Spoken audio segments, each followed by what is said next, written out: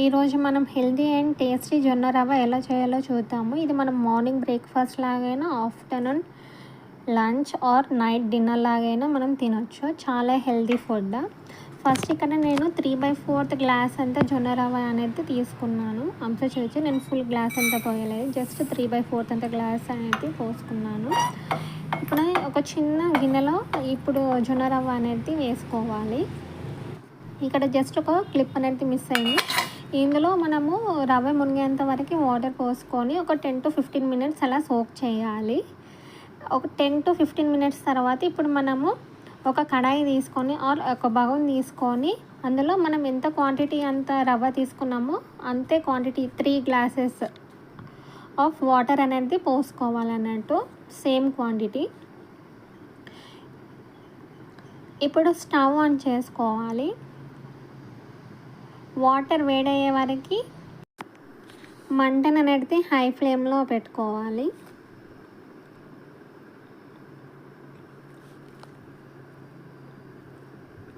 లో ఫ్లేమ్ మీదనే వేసుకోవద్దు, అందుకోసమే వాటర్ అనేది హీట్ అయ్యాకని ఇంతకుముందు కలుపుకున్న రవ్వ మిక్స్చర్ అనేది ఇందులో వేసుకోవాలి. ఇప్పటివరకు మనము అంతవరకు ఇప్పుడు వాటర్ హీట్ అయ్యే వరకు జొన్న రవ్వని మంచిగా ఒకసారి స్పూన్ తోటి అనేది మిక్స్ చేసుకోవాలి. ఇలా సోక్ చేయడం వల్ల డైజెషన్ అనేది బాగా అవుతుంది. అలాగే జొన్నలో ఉన్న న్యూట్రియంట్స్ కూడా బాగా ఈజీగా అబ్జర్వ్ అవుతుంది అన్నట్టు, డైజెషన్కి చాలా మంచిది. ఇప్పుడు మనకి వాటర్ హీట్ అయ్యాక లో ఫ్లేమ్ మీద పెట్టుకొని ఈ రవ్వ మిక్స్చర్ అనేది మొత్తం అందులో వేసుకోవాలి. ఫైబర్ ఎక్కువ ఉండి స్టమక్ ఫుల్గా అనిపిస్తుంది, ఫీలింగ్ వస్తుంది. సమ్మర్ కాబట్టి కూలింగ్ ఎఫెక్ట్ ఉంటుంది, వేడి వేడికి లోపల బాడీ అనేది చల్లారిస్తుంది. ఎనర్జీ స్లో రిలీజ్ అవ్వడం వల్ల ఎక్కువసేపు యాక్టివ్గా ఉంటారు.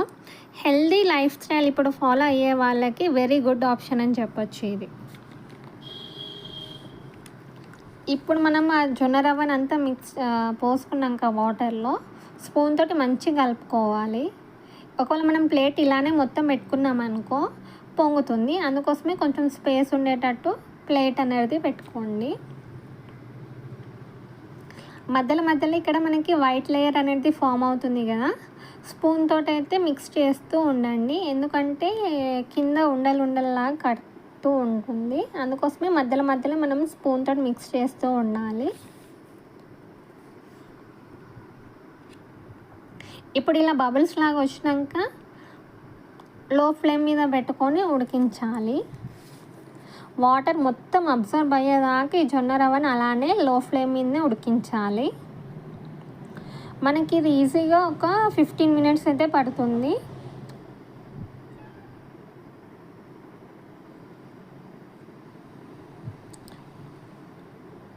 చూడొచ్చు ఇక్కడ మనకి వాటర్ క్వాంటిటీ ఎలా మిక్స్ చేస్తున్న కొద్దీ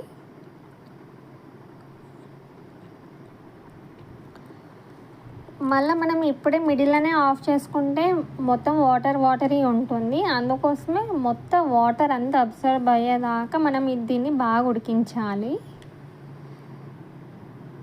పక్కకి ఇట్లా లేయర్ ఫామ్ అవుతుంది కదా, స్పూన్ తోటి అయితే మంచి మిక్స్ చేసుకోవాలి.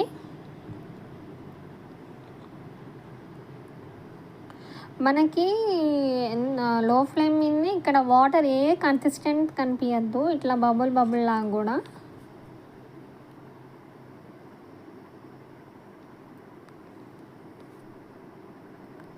మిక్స్ చేస్తూ ఉండాలి, లేకుంటే ఉండల్లా కట్టుకుంటుంది.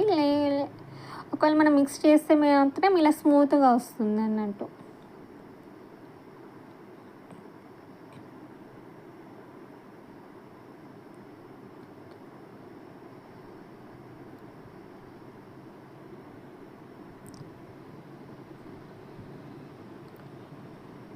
చూడొచ్చు ఇప్పుడు స్పూన్తో మిక్స్ చేస్తుంటే మనకి ఇక్కడ వాటర్ అబ్జర్వ్ అయినట్టు ఈజీగా తెలుస్తుంది కదా, అప్పుడు స్టవ్ అనేది ఆఫ్ చేసుకోవాలి.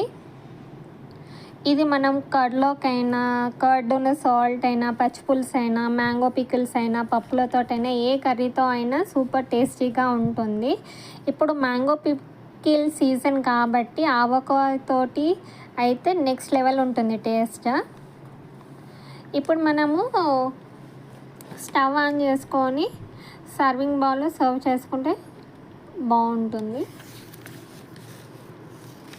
ఇలానే మనం పైన కర్డును సాల్ట్ వేసుకొని తిన్నా బాగుంటుంది. కర్రీస్ తోటి తిన్నా కూడా బాగుంటుంది. ఇప్పుడు జొన్న రవ్వ అని ఇలా ఉంటుందా. ఇక్కడ నేను చికెన్ కర్రీ వేస్తున్నాను. చికెన్ కర్రీ, ఎగ్ కర్రీ, ఏ కర్రీ అయినా బాగుంటుంది. మీరు కూడా ఒకసారి ట్రై చేసి ఎలా ఉందో కామెంట్ సెక్షన్లో మాత్రం కామెంట్ చేయండి. ఒకవేళ ఈ వీడియో నచ్చితే లైక్ చేయండి. Please subscribe to my channel. Taste మాత్రం చాలా బాగుంటుంది. Healthy food.